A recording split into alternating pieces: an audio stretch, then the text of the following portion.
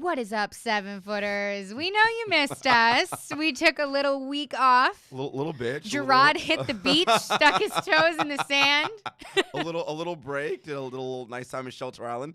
Shout out to Jamie and the good folks at the Hotel Chickwit. They were good people. You were posting some good food. Yeah, man. Good food. Good time on the beach. Stand up paddleboarding. Shout out to my guy Maddie over at Venture Out Shelter Island. Did a little stand-up paddleboarding out there. Okay. Listen, it was just nice to not be on email, not be finding out. Although, I mean, I did a little bit, but not a ton. You know, I'm still having a hard time getting myself into the groove of not having anxiety when I take time off and then check my email and then all that fun stuff. But well, I think, for you also, like you're also a digital native, right? Like you're a millennial. So like you are not used to being in a world where there is no access to internet or when I don't have service, you freak out. Can't walk. I can't walk or breathe straight. I mean, so for me, besides the couple like quick posts, I was like, whoop, that's it for the day. Like I'm back to just enjoying myself. But good. The people want to know about what's happening in the association. That is right. They do want to know what's happening in the association because, number one, the 7-footers took a week off. Number two, the news didn't. So we have a lot to get to, okay? We're going to start with the hottest topic of the news, although I love LeBron James, I wish he wasn't in the news today. Right. Throw down a sick alley-oop and takes his celebration into the court, loses a shoe, stumbles off, having a good time, but LeBron. Yeah, so we're going to play sound from, and I hate to give this person credit, but this is who it is. We're going to attribute it. This is Jason Whitlock from Fox Sports. This is Speak for Yourself, his show, and this is what he had to say about LeBron James and his over-exuberance at his son's basketball game. I'd like to address the annex of the latest helicopter dad to land. Oh, never mind. You get my point. LeBron James isn't the first, nor will he be the super dads anxious to groom their son's skills and pregame layup line executing an assortment of dunks. Once play got underway, LeBron celebrated wildly on the sideline and on the court. This is all pretty much standard operating procedure for LeBron at his son's games. I'm sure someone has convinced LeBron that the subsequent viral videos are a good thing. In his mind, LeBron is making fatherhood cool and fun again. I disagree. LeBron is making a spectacle of himself, a circus of his son's early playing days, and using his son's game as yet another platform to build the LeBron social media brand. It's inappropriate. It points to how much fame has inevitably changed LeBron over the past decade. Fame is a drug more potent and dangerous than cocaine. LeBron is a fame and social media junkie. He moved to Los Angeles, Carter and Rich Paul. I haven't changed. LeBron has. His antics at his son's AAU games illustrate my point. In 2008, in the second round of the playoffs, Boston Celtics forward Paul Pierce wrapped up James and tussled with him underneath the basket. LeBron James's mother stood up and started yelling at Paul Pierce. LeBron told his mother, "Sit your ass down." Some in the media criticized LeBron for speaking harshly to his mother. I defended LeBron. I applauded him for stopping his mother from making herself a spectacle during his game. Gloria James needed to control herself and conduct herself with a dignity that placed LeBron in the proper light. That's what parents, no matter how famous, should do. They should not allow their thirst for fame to distract from or exaggerate their child's performance. LeBron needs to follow the advice he gave his mom a decade ago. And there's so many ways to go here with this. And the one thing I do want to say is the one part of that rant, it wasn't a rant, but that monologue that has truth to it is that, yes, in fact, fame is in fact a drug, right?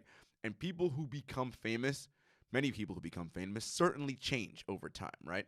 I mean, how can you not? It's just the nature of the fame machine, where everywhere you go, you are the center of attention, you are the prime, all the backlash, and, young black children not having fathers around or having fathers not being involved in their son's life, whereas LeBron is quite involved. What I think you're seeing here is, in many cases, what happens to most people in their lives. Whatever was missing for you as a child from your parents, you often try to do it in excess for your child. That happens to a lot of people. That's just that's just human nature, right? It is no surprise. And he said that. Right. LeBron. It is no surprise LeBron grew up without a dad. We all know that story. Well, he's even said it before he had kids. He said in numerous interviews, when I have kids, I want to make sure I'm present in their lives and giving them everything that my dad never gave me. And he is clearly doing that by all accounts. And by all accounts, he's a very good dad, right? I think we sometimes take this thing sports, as I say to you all the time, way too seriously. Like, no one seemed to be offended or bothered by it. It wasn't as though he caused serious stoppage in play or any kind of situation like that. It was exuberance over a play in his son's game, and he's hyped. Look, LeBron's also a baller at the end of the day, right? So he gets excited when young ballers are doing great things, right? In many ways, reliving his youth through these kids and his son's team. And it's a wonderful thing. It'd be one thing if, and we've seen the other videos that have come out in the past about where not Bronny, but Bryce, where he's coached him during or after a game where Bryce is upset about either missing a shot or something. And LeBron was, just sort of counseling after the game and said, look, man, I'd much rather you do X, Y, and Z. Listen, you're helping your teammates. You're supporting your teammates. All the positive things I think we're seeing, the fact that this is a conversation on social media right now is so asinine to me. Like, we are really, having a referendum on whether or not LeBron James is a good dad or what. It's silly to me. Everybody on this podcast, Jarod, everyone knows that I am a huge fan of LeBron James. You certainly are. But taking the bias out aside, let's be serious right now. In the news cycle, in the media, there are actually people taking the time out of their day, basketball analysts and sports analysts, to put on monologues about LeBron James's father? Right. Fathering? Over dad, helicopter dadding. Yeah. Over whatever. I'm sorry. There are so many people, young black people and people of all races who don't have fathers, who wished their father or a parent or a cousin or even a friend or somebody to show that kind of love for them to show or that enthusiasm. kind of love or go somewhere to that game. And I'm sorry, being a little funny here, that was one of the sickest alley-oops I've ever seen from, 15-year-old, 16-year-old in my entire life. And it's ironic that this man also did this. I'm not even going to name him because it's not even worth it. This man did this on the 1-year anniversary that LeBron James, one of arguably the greatest basketball players in the world, opened up an I Promise school to give children educations who can't afford it. So you're criticizing him for seeking fame to build his own platform off of his son, although he does so much more off the court, arguably, than he does on. I just don't even understand why we're arguing this and why it's a thing. I mean, I think... and I'm sorry, really quick. I'm sorry. No. If this were Tom Brady going on the field to catch his son's ball or to do whatever, throw passes, I don't think a lot of people would say this. And not to mention, let's see, who could I say? If this were, I don't know, maybe not dissing anyone, but if this were a lesser person in the media, I don't know, some bench rider, second unit guy, would we care as much? Would we care? I mean, look, to bring it full circle and be nuanced, right? One, it is LeBron, so literally, if LeBron freaking scratches his head, it's a news story, right? So there is that part of it. When you are arguably the most famous athlete in the world, there is that. Two, and this is a PSA for fans out there and people who consume sports. Be mindful of what the news media is feeding you. And Jenna and I are in the media, and we talk about it all the time. Listen, it's end of July heading towards August. You know what that means for us in the media business? It's slow. Yes. So we got to make up stories for you guys. I'm peeling the curtain back to give you guys some ammo for things to talk about. It's very true, though. And what they do over there at that network, I won't mention again, in that particular sports commentator, he's known to do this thing. And the idea is to get social media and to get all of you all out there riled up So you then go at him in his mentions and go at him in his on his show and in various platforms so that he can then keep doing this again, right? So in many ways, you're fueling the flames. So really, when you know and you hear a comment like this that is asinine and you know it is not based in anything, the best thing to do is to honestly not give it a platform and not even speak about it. Move on and it'll go away. The tough part is that sports is emotional and people who are and fans, right? And that's the secret of media 101. I'm giving away all our trade secrets right now, but I mean, fan is short for fanatic. Yeah. By definition, you're an irrational person, right? So LeBron fans are going to feel a certain kind of way and go nuts. And by the way, rightfully so in this case.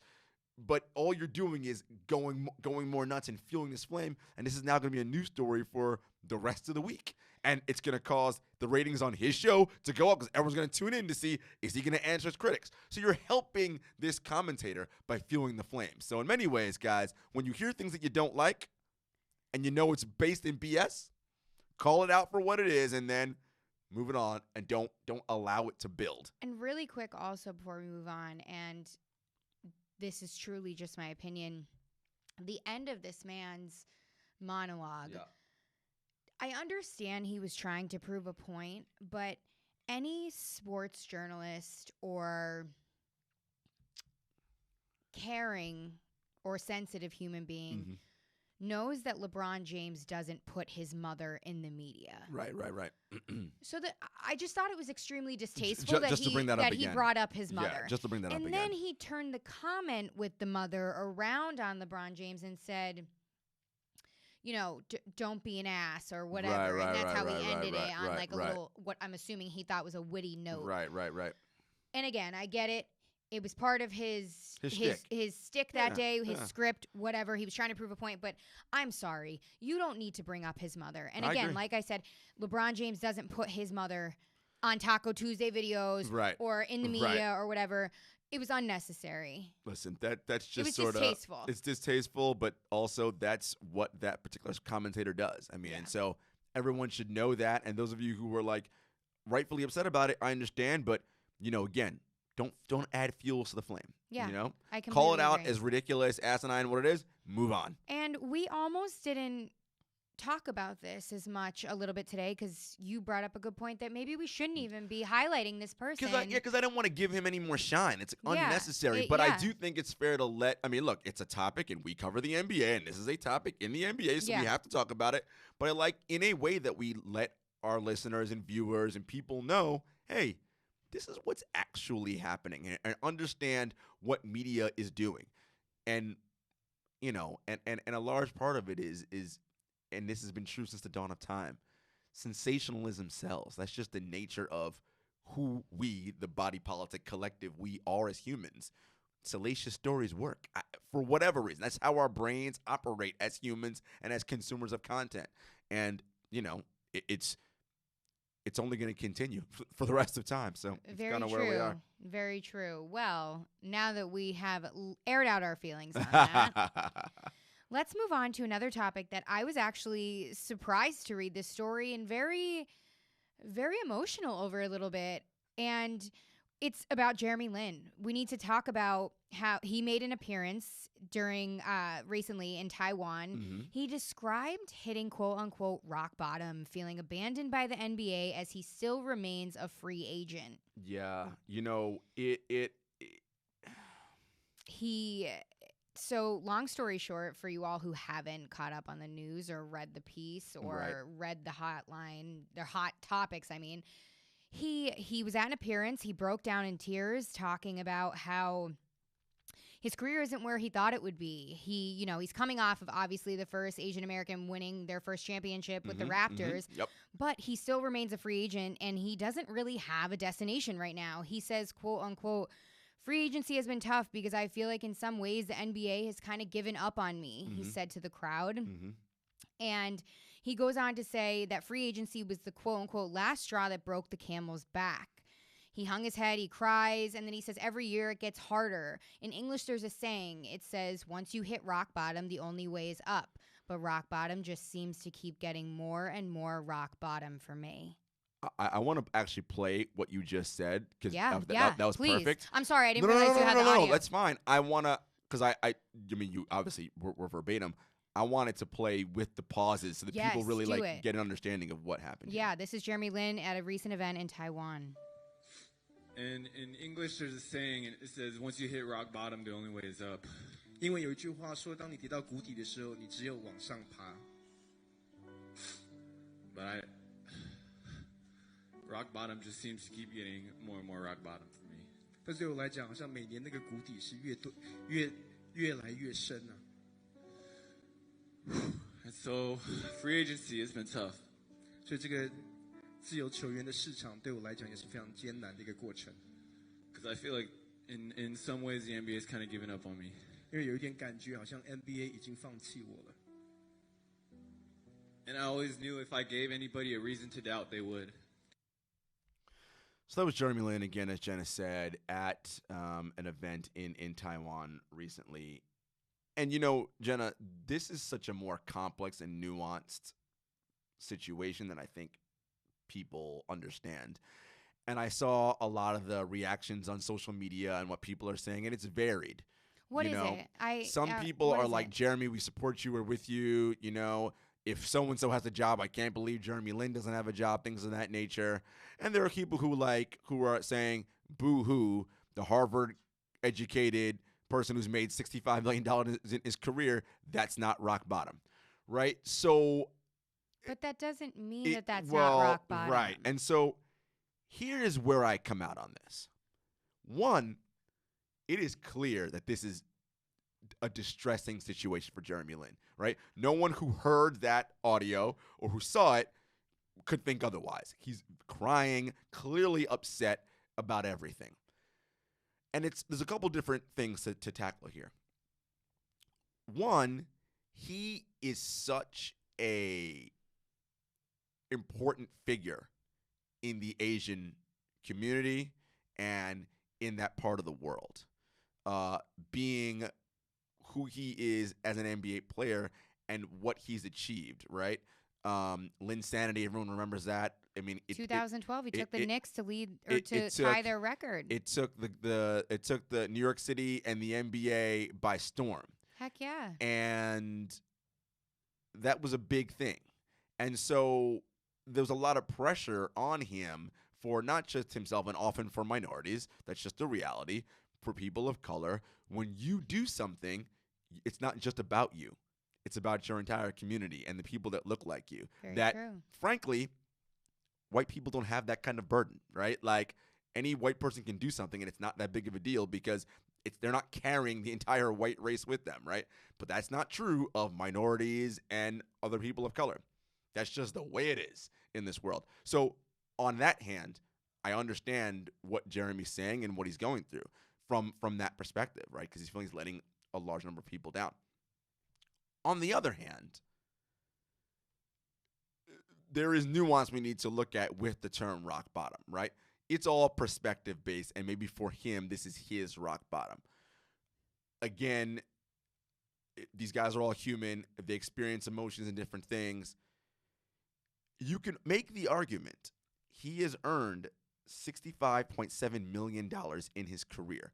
Many would argue, myself included, that amount of money is more than what his actual basketball talent suggests, right? Like in this, are you counting in the championship money, right? It's everything. It's his whole career earnings up to this point. Because let's be honest, for as great as Linsanity was, Jeremy Lin is not an all-star level player. At best, he is an NBA starting point guard at best. And honestly, we even saw that he's not even that right now, right? He couldn't get off the bench in the NBA Finals. So we have to be careful about, this whole idea of, well, if this person has a job, how come this person doesn't have a job, et cetera, et cetera. Again, I'm not saying he's not a good basketball player. I'm saying that we need to pump the brakes if we're all like, oh, my God, this guy's got to be in the NBA. Look, clearly there are 30 teams who they're all saying your skill set doesn't fit what we need at whatever price it is that you're going to want.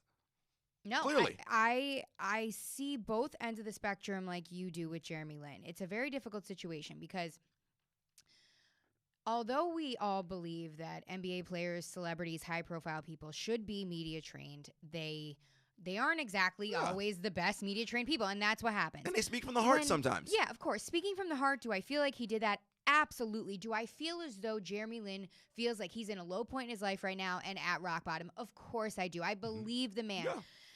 When people are taking They're taking it literally. saying Rock bottom, literally. they're taking it too literally.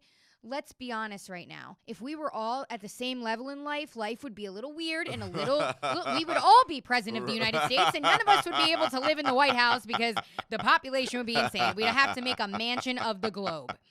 So what I'm saying is, yes, this is rock bottom, maybe for Jeremy Lin and his mentality. He probably feels very low. No one wants me, this and that. It's like us. We're journalists. It's like being laid off or it's like, not having a lot of work right now. Exactly. So I get that. But when you get down to the technicalities, this is a business, and there are only 300 and some jobs in this business. And we always know every year a nice, fresh, young, amazing draft class comes in to take your spot. That is what they do. It's a competitive league. And let's also talk about how Jeremy Lin last season only averaged 3.4 minutes with the Raptors and probably arguably one of the worst shooting years of his life. And he admitted it. Not to mention he's coming off of injury from the Brooklyn Nets. Right. I don't mean to be insensitive, We're but he was lucky he made it to the Raptors, and he Right. has a championship, which is amazing as the Right. first Asian American to do Yeah. so. But it's a new season, Yeah. and it is what it is. If you're not being picked up as a free agent, why aren't you in the gym then? Well, that's the interesting thing about sports, right? You know, I often say here we take sports way too seriously sometimes, and we get bent out of shape with things. In many ways, sports is still the last, not 100%, but close to true meritocracy that exists in the world. If you can play and teams think you are worth it, they will sign you. Period. If they don't, they won't. Now, you can make the point that there are quote-unquote worse guys in the league who have jobs, but Jeremy doesn't. That may well be true, but they may be good locker room guys. They may work for that particular team and what they're looking for. A team that would take him may have enough point guards and don't need another one. Like, who knows? Because at the end of the day, talent wins out in this league, right? If you can ball, you find a way to play. Now, are there people who could ball who are not in the league? Yes, there are people who say Carmelo Anthony's not in the league. He can ball. That may well be true. The question, again, in Melo's case is, what kind of role is he willing to accept, right? Yes. And again, the same thing for Jeremy Lin. You say you want another shot in the NBA. Okay, maybe another team. What are your expectations of yourself and what is actually reasonable? And it also comes down to, and I'm a huge proponent of this on the podcast, evolving your game, accepting different roles at different stages in your career. I'm sorry, it's not the 2012 Linsanity era And anymore. by the way, we're not with the New York Knicks. To be fair, it's very hard to do that. Of course. Oh, of course. Yeah. Listen, you don't get to where Jeremy Lin got without supreme confidence in yourself. You don't become an NBA player, anyone, without believing you are literally the best basketball player walking the earth. So it is very hard for athletes to switch that mindset off and say, I am no longer that and something else. I get it. It's also life. But yes, but it is also life. And if, for Jeremy Lin's sake, you want to still be in this league, then there is some sort of concessions it looks like you're going to have to make. Here's the other part. Is it just about the NBA, Jeremy, or is it about playing basketball professionally? Because I have to believe you are still good enough to play somewhere overseas for sure. And so his options would be? And there was a report that came out today. Someone tweeted that there was allegedly a deal between Jeremy Lin and CSKA, which is the Moscow team, and it fell apart. And Lin turned down the proposal because he's not interested for now into signing in Europe. He wants to wait for an NBA offer to come. But if nothing happens, maybe he'd go somewhere else. And look, it's a big thing for guys to, move their families overseas and do something else. But if it's about the love of the game, and playing basketball professionally and making, by the way, because they'll pay you handsomely in Europe or in Asia, well, then what are we really talking about here? And the stardom to be over there is amazing. So it's not like you're going to be any lesser. So what are we talking about, actually? Yeah. Right? Like, yeah, yes, I mean, you're right. I get it. The NBA is the creme de la creme. Of course it is. It is the best league in the world, and I say it all the time. But there are only 450 jobs in this league. You have to be one of the 450 best basketball players on planet Earth. Absolutely. That's a small margin. Like, it's very small. I couldn't agree with you more. It really does. When it comes to Jeremy Lin, it does come down to reevaluating yourself and really understanding what is the end game here. What is the perspective? What do I want my legacy to turn out as? You know, I honor him and value that he became emotional and really kind of put his heart on his sleeve there for a second. But okay, let's put the GM hat on now and the owner hat. Yeah. What does that look like now? Do I want to sign Jeremy Lin? It depends. After that? It depends.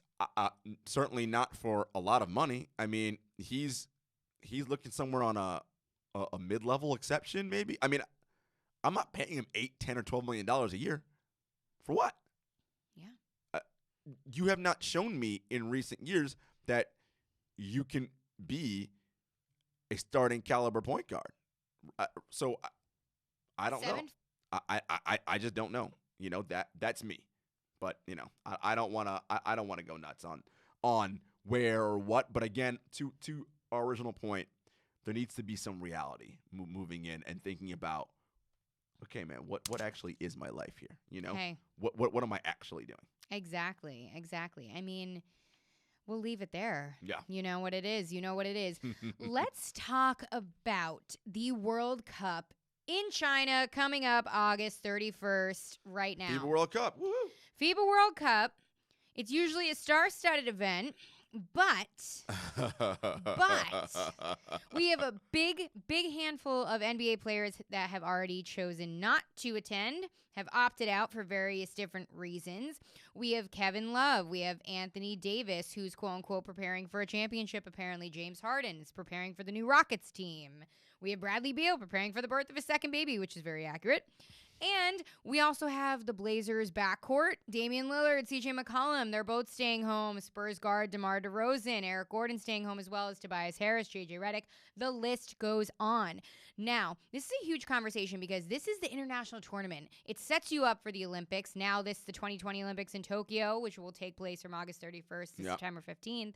But the FIBA World Cup, which used to be a LeBron James ridden, Kobe Bryant, Carmelo Anthony, Kevin Durant, everyone, is now kind of not the cool table in the cafeteria in high school. Well, why is this? Can I read to you the roster of who is going? Yeah, actually, I would like to know that because I just read everybody that's not. So. Bam Adebayo, Harrison Barnes, Jaylen Brown, Andre Drummond, Kyle Kuzma, Brooke Lopez, Kyle Lowry, Chris Middleton, Donovan Mitchell, Mason Plumlee, Julius Randle, Marcus Smart, Jason Tatum, PJ Tucker, Miles Turner, Kemba Walker, Thaddeus Young.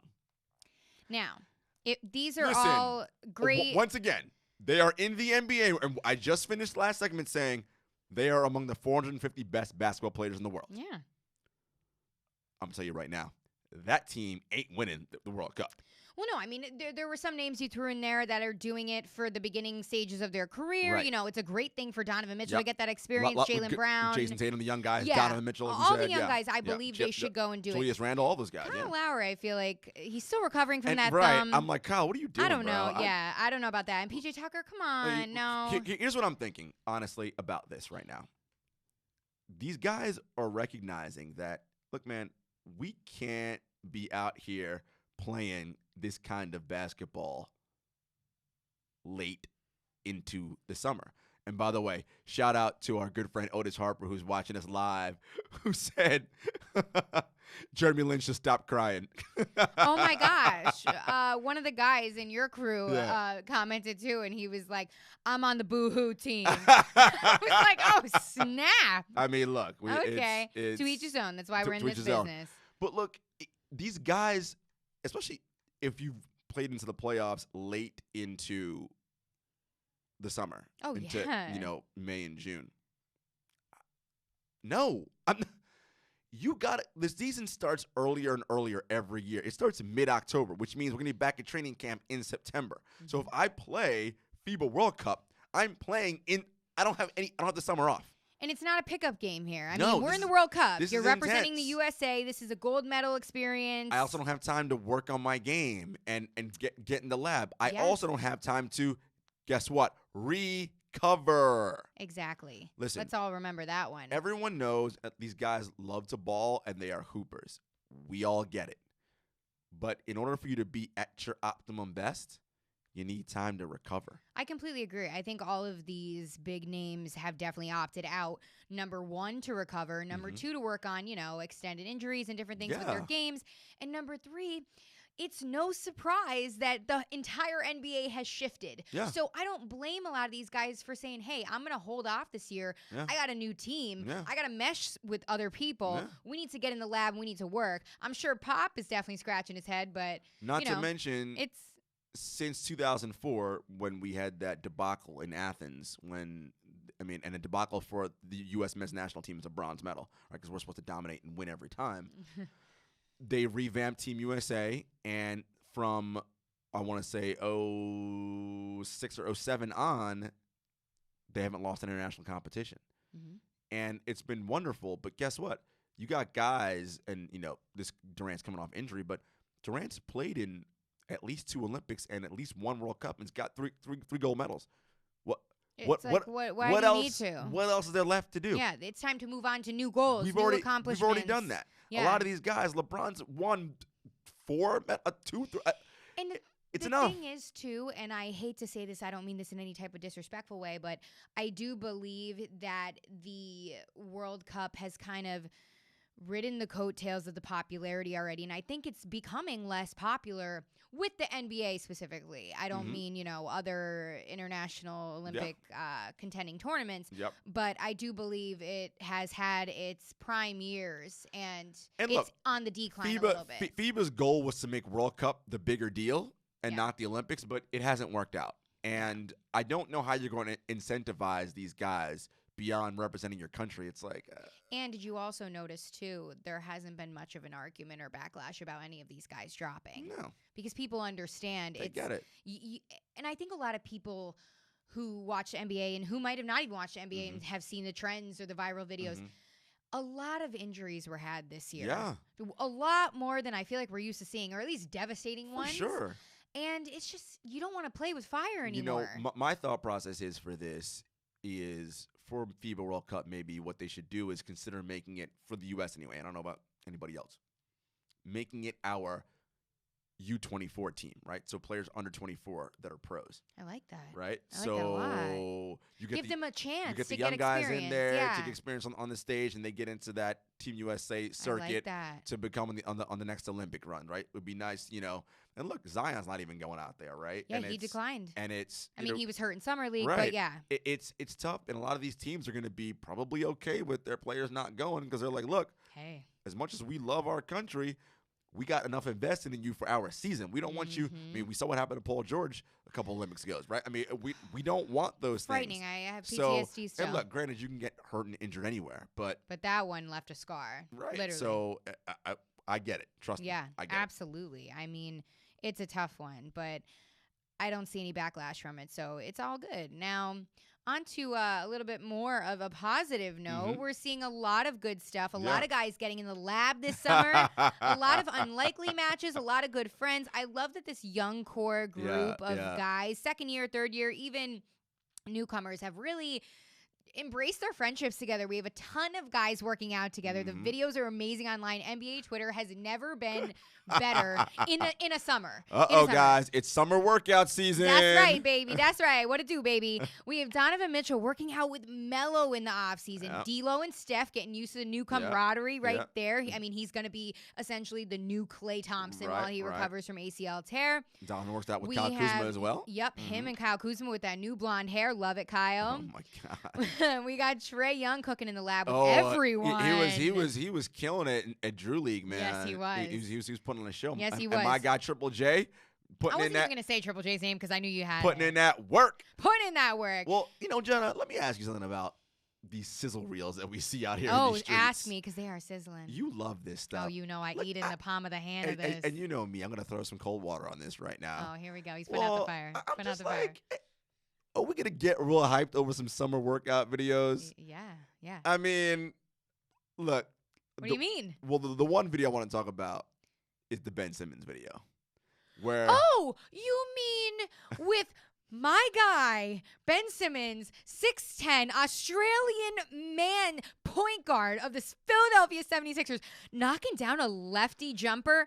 Ooh. Oh, now, wait. Ooh. Folks, 7-footers, notice how Jenna's whole mood has turned. You go back in the archives, fellas and ladies. What was Jenna saying about Ben Simmons? Are you putting out them receipts on me? Oh, I'm pulling all the receipts up. Talking about, Ben, can you shoot? Can you do a Hey. right? That's called tough love right there. That's called tough love. That's all that is. And let's go back in the archives as well and we dig out these recent receipts with the fresh black ink that says, quote unquote, by yours truly, this is going to be the year of Ben Simmons' shot. Those videos of the jumper, I teared up By so the way, hard. can we talk about those videos real quick? First of all, Off the move, little lefty wet jumper? Your sizzle reel is supposed to look incredible. That was not looking incredible, number one. That jump shot, yeah, we saw 3 of them go in. When we see sizzle reel, we see guys cook. We see 8, 9, 10 shots. He didn't even have 8 or 9 or 10 makes to put in a sizzle reel. Number one. Number this 2. Ain't the sizzle reel of Steph Curry. Listen, Steph will have 50 shots in a row without a miss. So let's keep it 100 right there. I'm keeping it 100. I said this ain't the Steph Curry sizzle reel. Ben's left arm, elbow looking way funky. It was a little funky. That form is not looking great. Maybe is all he's I'm gonna just say. working on a move. Maybe it's a special move he's gonna throw out there. All I'm gonna say is, listen, we love the NBA. Everyone loves watching these videos. I'm just gonna say, guys, we love to get hype off these blackout ops basketball videos. Chris Brickley, all these guys, and it's like all these workouts and Drew League and this and that. Look, the proof will be in the pudding come mid-October, and I'm going to turn into that first Philadelphia 76ers game, and we going to see. We are going to see. And it's with all these guys. But look, all kidding aside, the summer is so important for these guys, right? It's really every great player in the history of this league, the summer is where they add to their game. Yep. They come back with that move or that refined skill, and they're ready to go. Yeah. And look, absolutely. And, I was going to be a little hard on Ben. Look, even my guy Triple J, I want to see you working on moves in the block. Listen, you need to rebound better for a guy your size. You got to stop fouling, right? Those are things I want to see you work on. Trey, I want to see you work on your decision-making a little bit, right? Tighten the handle a little bit. There are little things, things that we want to see guys improve on.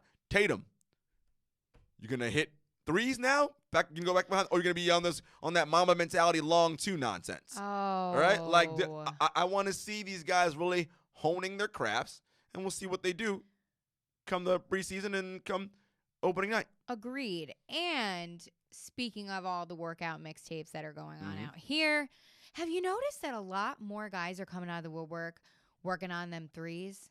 Well, listen. Everybody's working on that outside game. That's the nature of this league right now. Got to be able to shoot threes. Exactly. I mean, amen right there. We shall see about that one. Listen, I know, and I kind of like I'm tongue-in-cheek in it. Listen, it's all cool to see what these guys are working on. And I do like that they get together and they're working out and they're building some cohesion, and it's really cool. I love that too. And the good part on a real note too, I mean, despite myself being, a sucker for all of this. Super hyped on Ben Simmons on that whack jumper.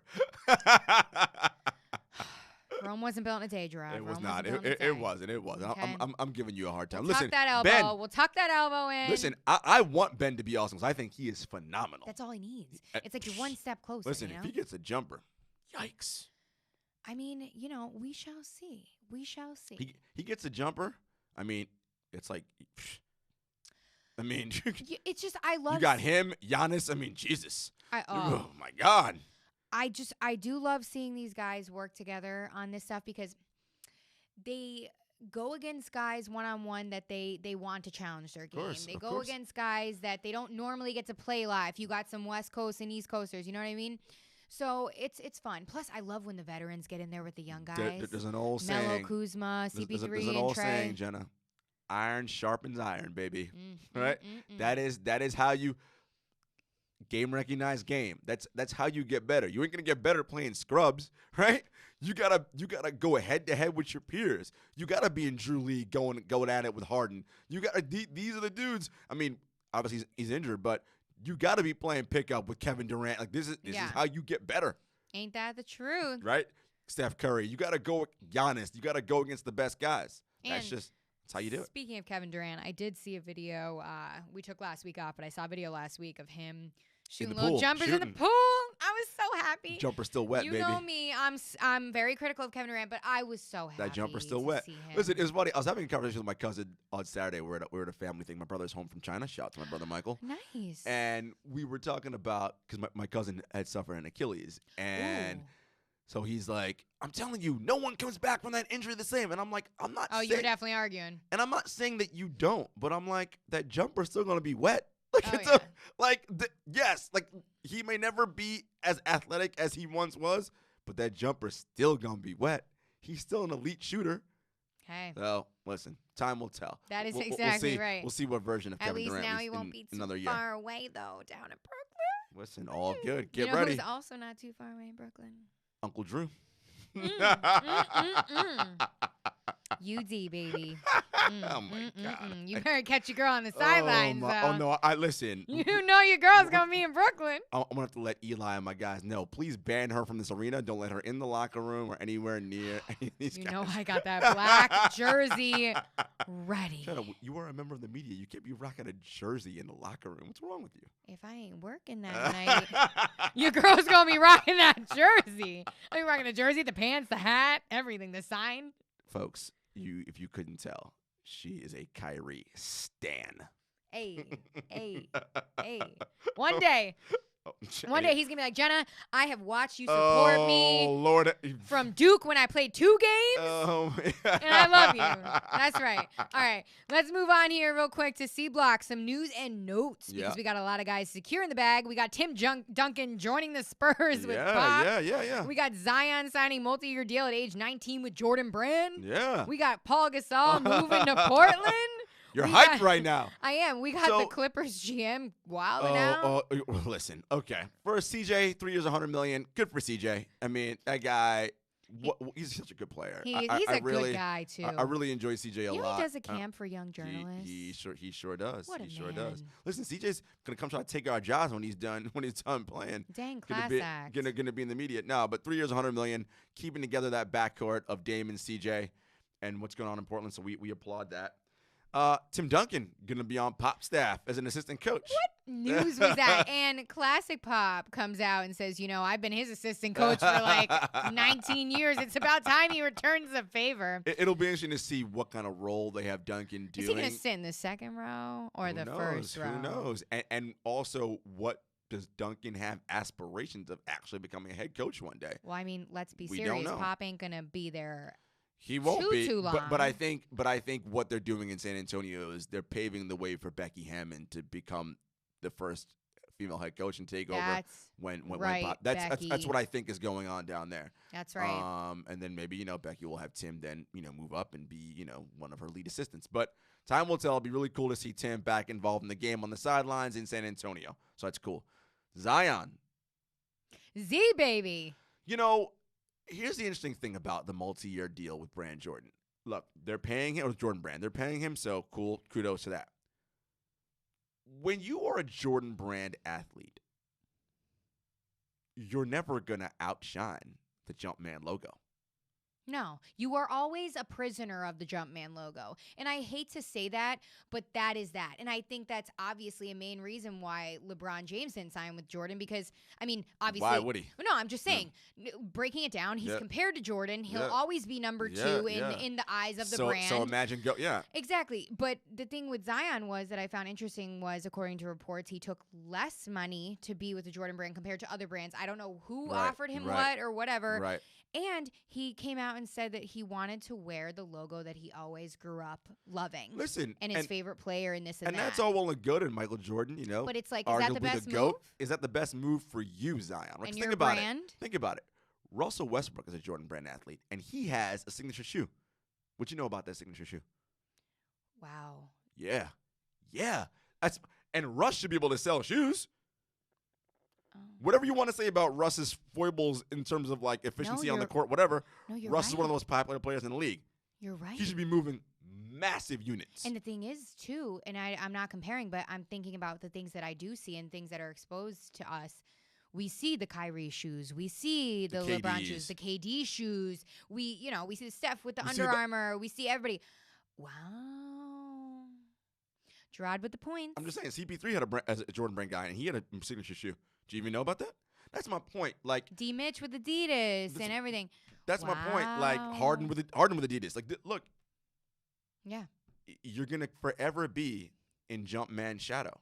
Fabulous point, Jarod. Is that what you want? Hey, if you cool with that, No, all good. fabulous point. Fabulous point.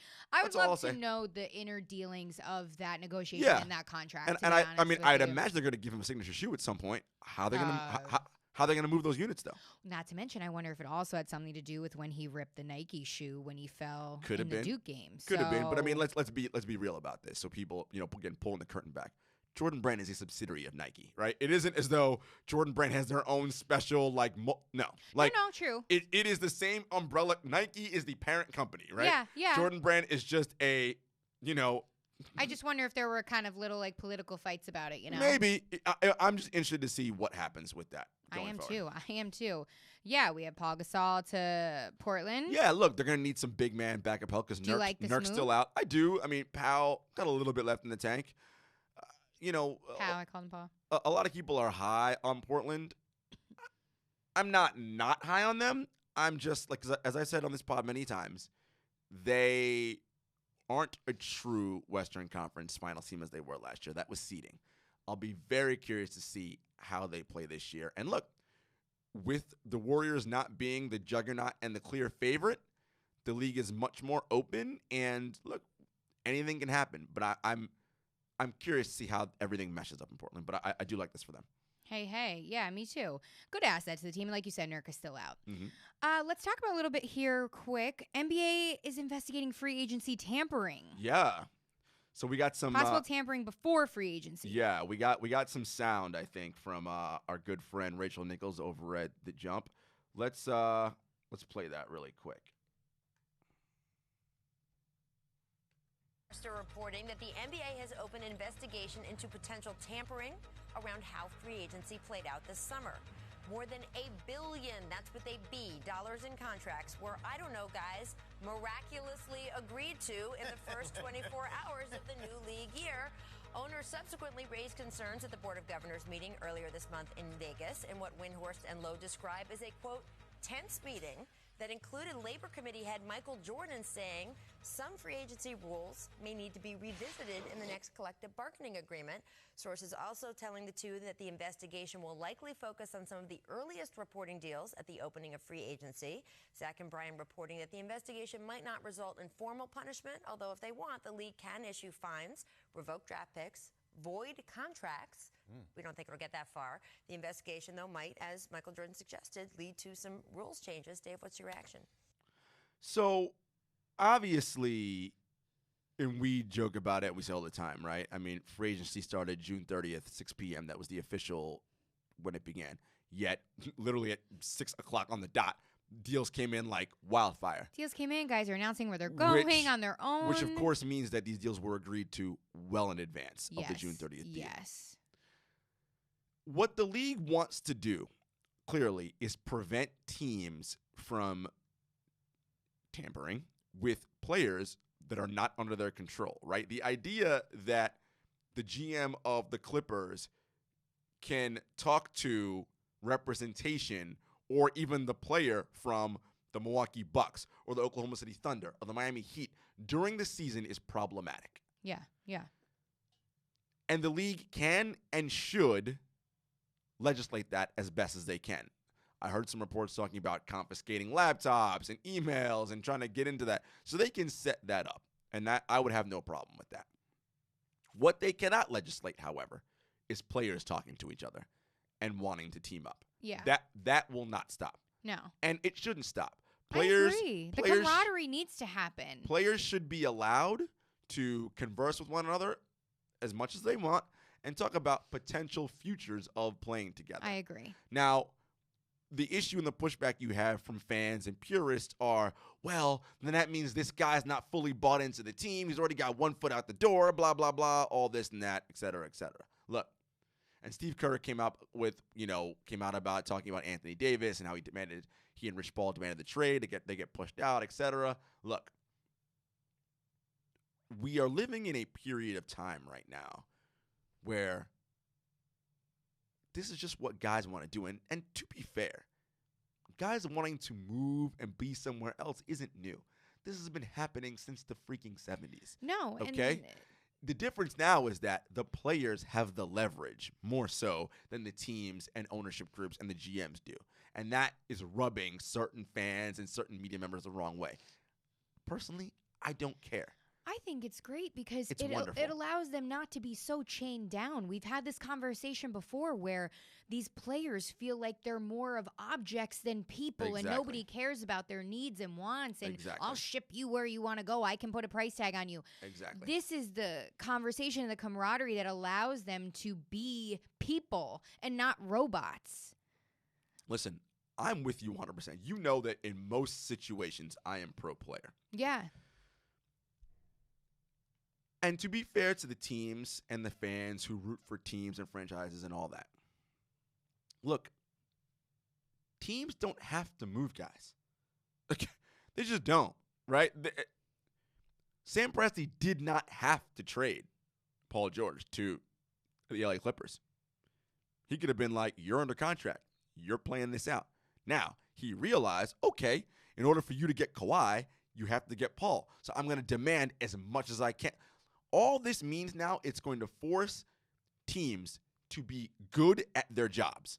GMs and scouts and all the people in the front office got to be good at their jobs. Oh, darn. You have to work? Right. If you're good at your jobs, you can figure out a way around all these things. Okay, you want to leave? Cool, no problem. You want to go here? Okay, cool, no problem. Here's what we're going to need from that team, X, Y, and Z, so that I can still put out the best possible product for my franchise. Look, everyone's got to do what's in their best interest. GMs, players, coaches, but whatever. The idea here is that you need to understand that at the end of the day, people are going to do what is in their best interest. And you have to be smart enough to know, how do I use whatever leverage I can to get the most out of whatever situation I'm in. Now, free agency is something different. Once a guy's contract's up, listen, you have to, during the time you had that guy or you want to go pursue someone, your culture, your environment, all those things have to be on point. If they're not, well, that's on you. Because now, why would I choose that place? Exactly. And some guys, they're going to always move because that's what they can do and because of the cream of the crop. And I'm thinking specifically of Kevin Durant in this situation because many people would argue, well, why would he lead the Golden State Warriors? What a perfect organization. And yes, true.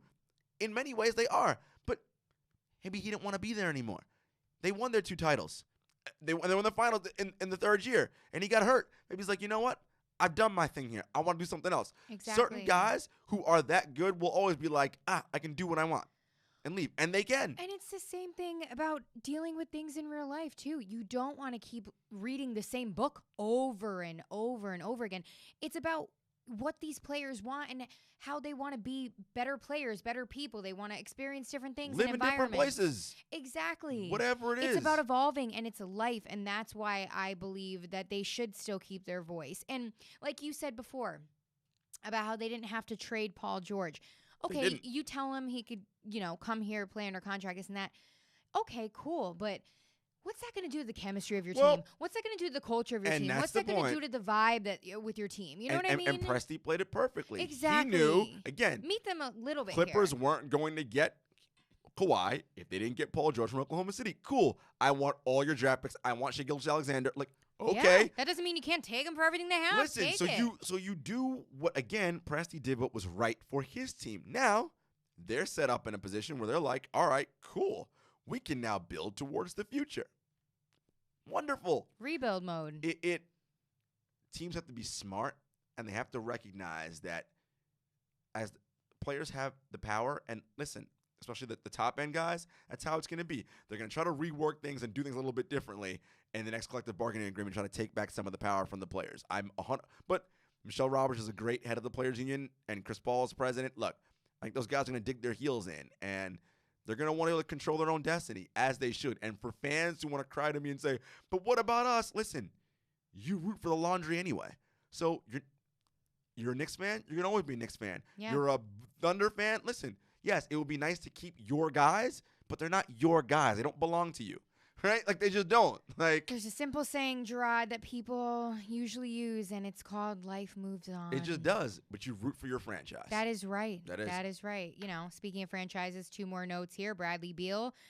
Looks like the Wizards want to give him the max, 3-year, $100 million deal. Woj is reporting it. We shall see. Cool. And Kyle Lowry could be a free agent next year. Signs with Priority Sports. We shall It'll be see. interesting to see if Kyle is still on the team Yeah. I think he's due throughout for a the season. change. He might, his think contract he's due. expiring, so depending on where they are in the in the playoff race, Masai might make a move. Hey, you never know. But that's all we have. Yeah, guys, as always, thanks for tuning in. You know where to find us: Apple Podcasts, Spotify, YouTube, 7 Footers Podcast on Instagram, Twitter, at Jenna Lemoncelli, at JS Hector. And we'll catch you next time, guys. Peace.